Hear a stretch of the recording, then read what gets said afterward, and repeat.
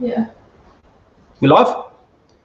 Hey guys, I just thought I'd jump on and give you a quick rundown on what we covered yesterday in the live webinar that we ran for an hour on the winning formula for recruitment. We've been updating all of the guides on the bestpractice.biz website. So if you go to www.bestpractice.biz/guides, you can pick up all that great information. So I want to welcome you back to the Kobe Summit audio experience. We're recording podcasts right now. So we thought we'd go live on LinkedIn, YouTube, and Facebook all at the same time, just to give you guys an insight. Welcome to my lounge room. We're here at home today. We've got the lovely fire on, and we're about to have a lunch meeting with some of our managers. We're still in restrictions and lockdown right now, so we're trying to make the most of the situation with our team. So we've just got a couple of managers coming in for a planning session and a lunch catch up. So we're quickly jumping on to record a podcast for you guys. So welcome back to the Kobe Summit audio experience. If you haven't had the opportunity to get onto your favorite podcasting platform and check out what we've been covering on the Kobe Summit audio experience, I'd encourage you to do that.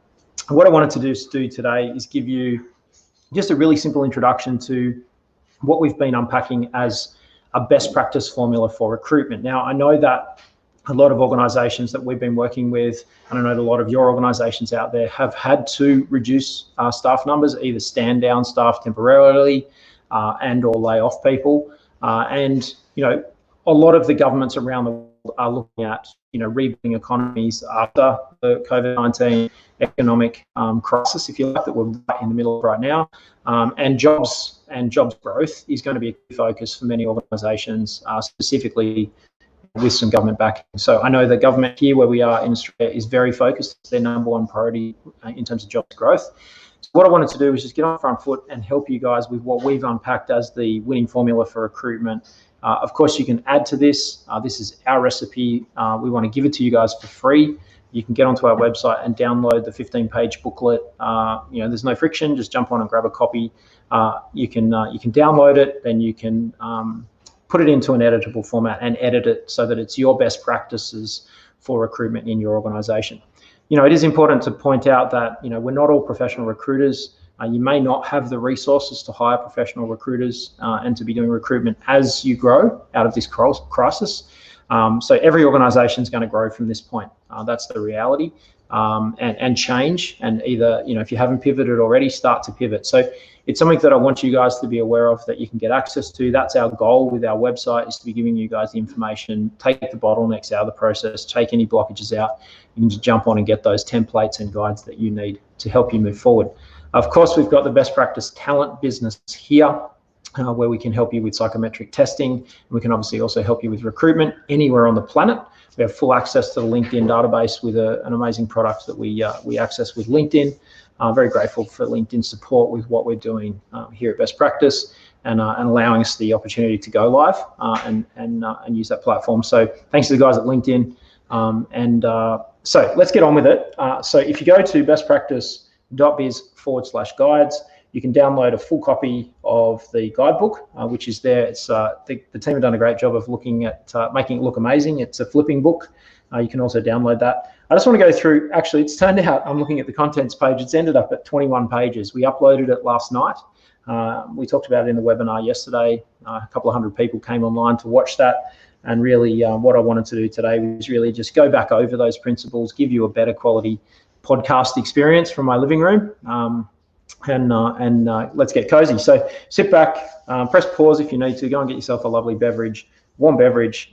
It's coming into winter time here in the Southern Hemisphere. I know it's going into summertime in the Northern Hemisphere. So for those of you enjoying spring in the Northern Hemisphere, maybe a cool drink, sit outside in the sunshine and listen away.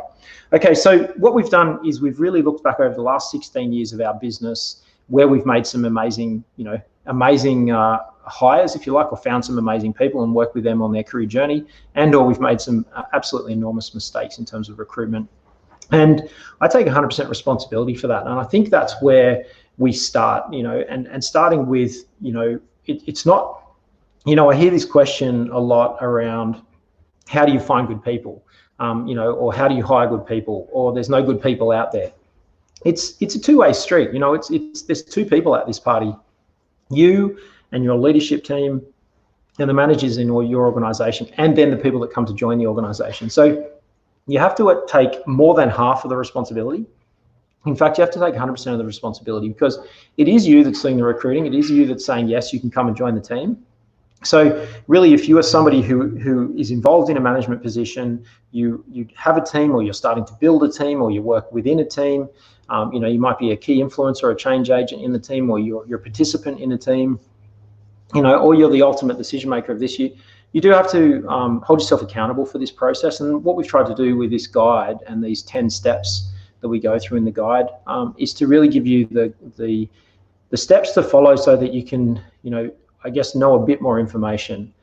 What I have found in the past, that if I've cut any of the corners, and I'm becoming more and more conscious about how we do our recruitment, and doing conscious recruitment, if you like, and how we bring people on board, and how we set them up for success. It is really important to understand that when I've skipped any of these steps that we've mapped out in this best practice guide, that's when it's gone pear-shaped. And you do have to take that responsibility and say, look, I'm really sorry. If you're offboarding somebody, I'm really, really sorry. I brought you on board and we didn't do our due diligence properly, and I apologize that it's gotten to this point where we're going to have to let you go. And whether that is firing somebody, making them redundant, terminating their position, or it's a casual that you're not giving them any more work. It's a different story for a lot of organizations right now, where you've just simply got no work and you've got no money to keep people on board. But as we grow into the future, as we come out of the bottom, hopefully, I'm not quite sure at the bottom of the economic crisis just yet, but as we grow out of this point, and we look to the future, we really want to be being very careful with our due diligence. And the recruitment process is due diligence. And you can operate on this principle. It's a famous quote by Gary Vaynerchuk, who's a guy that we follow here at Best Practice and have spent some time with. He's been mentoring us in a program, and he says that in the organizational development program we did with them, hiring is guessing, firing is knowing. Hiring is guessing, firing is knowing. And so as you go through this guide, when you get yourself a copy of it, so please do grab yourself that free copy. We go through what the winning formula, is, why it matters, how to get started. And then really what I wanted to do for the rest of this sort of podcast and this time together on this live stream is just talk about what those steps are. I'm not going to go into them to the level of detail that I did yesterday. This is just a quick post for you guys to follow. On the YouTube channel, there's a 1-hour webinar. We did it 24 hours ago. We'll put the link in the descriptions. Maybe Vanessa, you could post the link for us in the live stream to yesterday's webinar on the YouTube channel, so you can go back and see that. And that was a great conversation with Kelly John Woods, who runs the Best Practice Talent business. We just mapped out the steps: executive discussion, team SWOT analysis, and in that executive discussion, really unpacking exactly what you want from the role. The ultimate outputs of that executive discussion and team SWOT analysis is, well, what are our opportunities? What are the threats? What are the strengths? What are the weaknesses? And you don't want to hire to cover weaknesses in the business. You really want to put a whole bunch of players on the field who are really strong in the different respective areas that complement each other. And there's lots of books on recruitment.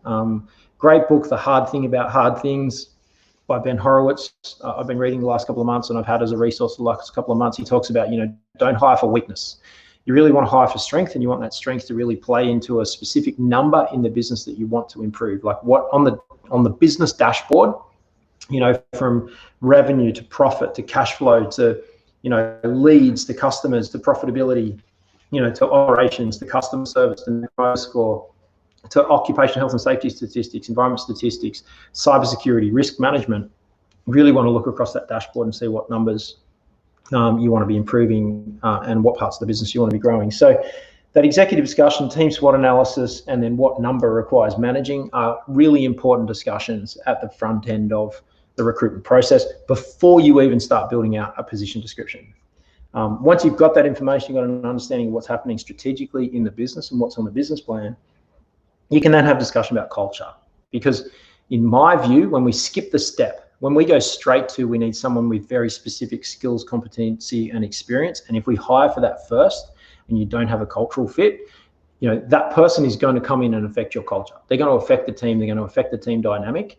So what we do at Best Practice, and where we've been most successful, is to hire for culture and attitude and work ethic first, then build out skills and competency. And over time, people are going to get experience. So that's an important part of that discussion. Then you can establish the role. What we do at the end of those first 5 steps there is then say to everybody what's on your wish list. And we've done that this week. The case study this week is there's a new role that's about to be advertised. We're right at the advertising stage. Once I jump off this podcast, I'll get on and have a look at that position description. We asked everybody in the team of people, and it wasn't a management team, it was just a team of people that are going to be working with this person. What's on your wish list for this new role? So we've had the cultural discussion, we've had the executive discussion, we've talked about the numbers we want to improve, we've talked about where we've got an area like a weakness in the business and a threat, and what we want to do. And then we've said to everybody, write down what's on your wish list. So before we even go to market, the expectations of the other team members and where they think we need improvement has been set. By chance, it very closely mirrors, but it is subtly different. It's about 15 to 20% different to the previous position description. So it was really important for me not to bring out the previous position description and say, right, how should we change this? We started with a fresh wish list. Then we went back to the old position description and had a look to see, did we forget anything? So that was, really important in terms of the order of events. We didn't let that old position description, bias our position and bias our thoughts going forward. So moving on, we can now, we can say, okay, well, here's what the role looks like. Often I skip a step where I'll go and talk to somebody who's available. Somebody starting to talk to us or in our ecosystem. I know of this scenario in a business that's close to best practice at the moment, where there is a situation where somebody is available because they've recently been made redundant. They're available, they're unemployed, they're close in terms of the network, and they're prospecting for some work. And so, those conversations, that verbal conversation is taking place. I know that in the past when I have done that myself, it hasn't been successful because the first thing the person says is, well, show me what the role looks like. And it really, that person's coming in, they haven't worked in the business, they want to see what the role looks like. And even in the past where I've said to people, well, you proposed the role to me, they don't have the full context of the organization. So I would recommend against that process. I would be recommending that you as a team, you and your advisors figure out what is best for the business first before you start engaging with somebody. You can then start engaging with people. So, next steps are to, finish off the position description, be really clear on the number that you want to grow and develop in the business, develop the position description, and then you can start briefing whomever is going to be doing the recruitment. Now, if you're going to be doing the recruitment yourself, excellent. That's what this guide is for. This guide is a guide to help you understand what the whole process is and a guide to get you started on better due diligence on people as you grow your organization into the future. So if you're running a small to medium-sized team and you need to, be across how the recruitment process happens, that's what this guide's for. So you can brief whomever is going to be doing the recruitment, or yourself. If you're going to use an external recruiter like our team at Best Practice Talent, you can reach out to us at Best Practice Talent and they can assist you with that recruitment and that recruitment process. Kelly John Woods and Joe Dixon doing a great job there. Fantastic in terms of helping clients, and they can assist you with that process anywhere in the world. So we do it all remote. We can do it all remotely on Zoom. It doesn't need to be face-to-face, Zoom or Google Hangouts. We can do our psych testing. That's all cloud-based. So the whole process is cloud-based and is absolutely great in terms of helping you guys remotely. So if you're hearing this, doesn't matter where you are in the world, we can give you a hand with that process. At least reach out to us and ask a question if you've got any. So we can go to market. I talked yesterday in the webinar about a whole bunch of different options. And 3 or 4 of the most recent people that have come on board at Best Practice have been found through job boards on Facebook or Facebook groups. Previously, we've used Seek, and I was just on the phone to one of our long-serving employees before we went online and went live, and she was found through Seek. That's probably less trendy now. We're seeing, lots of different job boards coming up. My point, I think, that I want to make here is we go into the mindset of where do these people hang out? We've recently had some success hiring out of graduate programs in universities because they are very specifically the people that we're looking at with qualifications and drive and determination in the area that we're looking to bring people on board. So we don't go to the same place to find different types of people. We try to figure out where those people hang out academically or socially, and so we go into those zones. So depending on the role, obviously, for an administrative coordinating type office-based role, you might go to some of the social circles or the local job boards. But if you're looking for something very technical and specific, go closer into the academic environments where you might be able to find some of those people. Certainly, LinkedIn is very good now in terms of being a database that you can search. You can search skills on LinkedIn. You can search position titles on LinkedIn. You can search variations of position titles. You can filter geographically. Obviously, to do the best style of search on LinkedIn, you need LinkedIn Pro. I would encourage you to have that anyway, and be paying for that extra subscription with LinkedIn to get the value. There's a huge amount of value in LinkedIn, and it's cheap compared to the amount of value you can extract and the data mining that you can do when you're looking for people on LinkedIn. So I do want you to consider doing that. So you can go to market in a number of different ways. You can obviously advertise roles on LinkedIn, and that's a great way to do that. Then you can start your first round of conversation. So we start with phone calls. We'll do a 15 to 20 minute phone call with candidates before we start first round interviews. We'll try and do a short list of maybe 4 or 5. And then take maybe 2 or 3 candidates through to a second interview. So the first round of phone calls, really you're looking for, signs of, values alignment. You're looking for, attitude, behavior, desire. And we start to do an assessment around, do they get it? Do they get the role? Do they want the role? Do they, initially, do they have the capacity? So jumping through this pretty quickly, we move to psychometric testing after the first round. What the psychometric testing does is it gives us an unbiased review of strengths, weaknesses, opportunities, threats, skills, competencies, capacity, outgoing, introvert, whatever that might be, depending on the role. The system that we use maps it against 200 different job descriptions. So you find a role that's very similar, and most of the roles in your organization, okay, they're specifically customized for your organization, but there are 200 roles, and there's rarely is there a role that I can't find there's something similar in the system. So we get the person to do a survey. It's got some artificial intelligence. So it basically, it's progressive. It scales up and down in terms of the pace of the person doing the testing and how easily they're answering the questions. So it gets harder as the participant goes through and challenges them. So it's challenge-based testing, and the challenge increases as they more efficiently and accurately answer questions to really understand where they sit in terms of the particular role you're going to pair them against. And so once we've got that psychometric testing report back, and it's a couple of hours for the participant to do that on a cloud-based platform online, then that spits out areas of further investigation. And that's probably most important part of this process is you've got an unbiased, non-subjective way to look at the people, the recruits, the potential recruits that you're reviewing, the applicants for the role. And so the system we use spits out second round interview questions and a list. And put some scenarios for you to investigate. So I love that because then I don't have to write questions down. And I often will go off on a tangent in a conversation in interviews, and I don't let the people that are applying for the role talk as much as I should.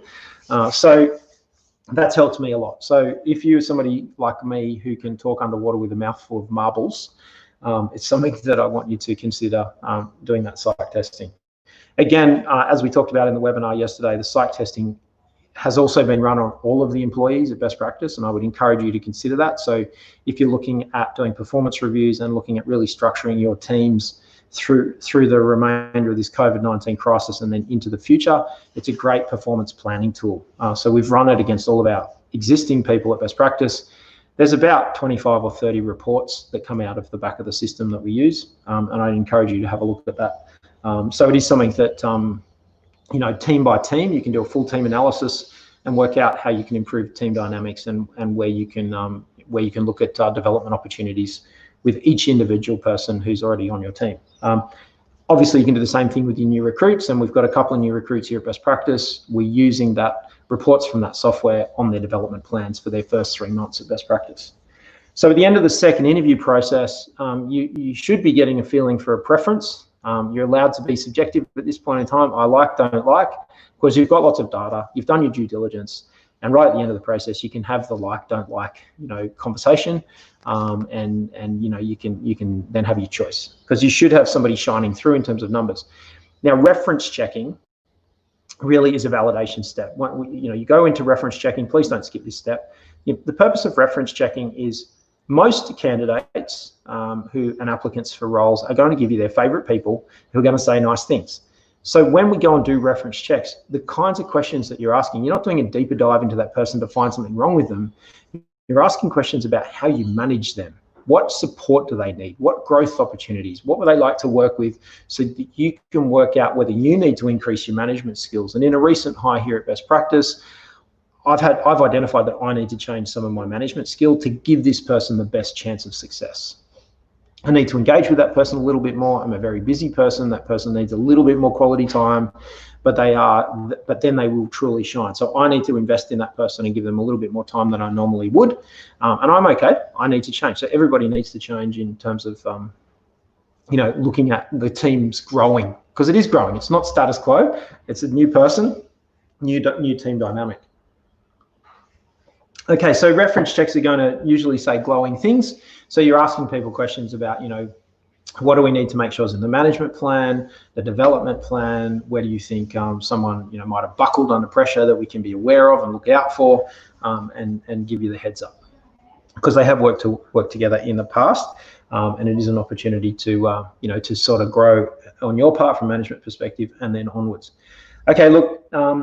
You can go through your contracts and you can make your offers and you can onboard people. The rest of this recruitment process really is a couple of simple things. The first thing is the 1 week induction. It's not a week 1 induction, it's a 1 week induction. And I just want to encourage people to understand that the benchmark for an office-based role or any role, new person, full-time in an organization, is a 1 week induction. I don't want to give you the impression that they get a 30-minute induction in week 1. It's the 1 week induction, and in the guide we've mapped out some of the things to consider to include in that induction, and then obviously the 30-day check-in. So you want to either do fortnightly or 30-day check-ins as you start going through and that person's come on board, and then there's a 5-month review. And the 5-month review really for me is the person is a no, so it's going to be a no. So at 5 months you're going to let the person go unless you can't possibly live without them.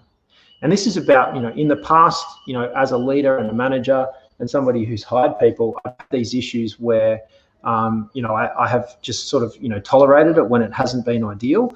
But you really want to be mentally gearing yourself up to let that person go at that 5-month mark, because you need to be thinking about, have you done the right thing from a development plans perspective? Have you done the right thing in terms of how you can support them and how can you grow into the future? But what you don't want to be doing is, if it isn't working, you want to fail fast. And 5 months is a really critical point that you want to get to that milestone and say, actually, no, we're not going to continue. The rest of the recruitment guide that we've put together there is really, pretty straightforward. There's obviously review and revise the hiring process as you go through it and keep improving. And I really just wanted to give you that, this jump on today and give you a slower paced review as part of the podcast in terms of what you can do and what you can think about as you go, into recruitment in the future.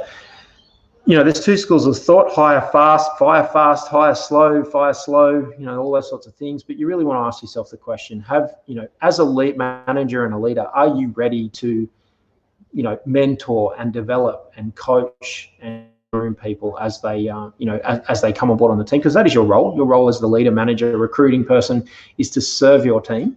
And so I really want you to think about, are you being the best, support and serving person that you can be? Because often, there's 2 people in this relationship, and I get that sometimes we need to break up with people from an employment perspective, but you've got to put everything into it, and you've got to set people up for success, and you've got to support them so that because it is a team. It's a team approach. So, we look at that, do they get it? Do they want it? Do they have capacity? Process, but we've got to give them the opportunities and we've got to support them through the process. So that's just really it in a nutshell. I didn't want to take too much of your time today. It's really just to jump on, give you an opportunity to get hold of that guide, get my verbal explanation of it, that we've got here in the podcast. Join me here in my living room in front of the fire for the Kobe Summit audio experience and a live LinkedIn broadcast. So please take that opportunity to jump on bestpractice.biz. That's the website, www.bestpractice.biz or B-I-Z. And then you can go to the guides section. We're adding more guides all of the time. If there's a specific guide that you guys want me to check out and or develop, we're going to be building out a strategic planning guide over the next couple of weeks, so that you've got your team strategic plan and you can start looking at that quarterly cycle of review and improvement. We'll give you guys that shortly. If you want to reach out to us at all, you can get us on all of our social platforms that we're running on bestpractice.biz. Obviously, you can comment below on LinkedIn. You can comment on YouTube. I see all of those comments. I read all of the comments. You can message me personally on LinkedIn at Kobe Simat.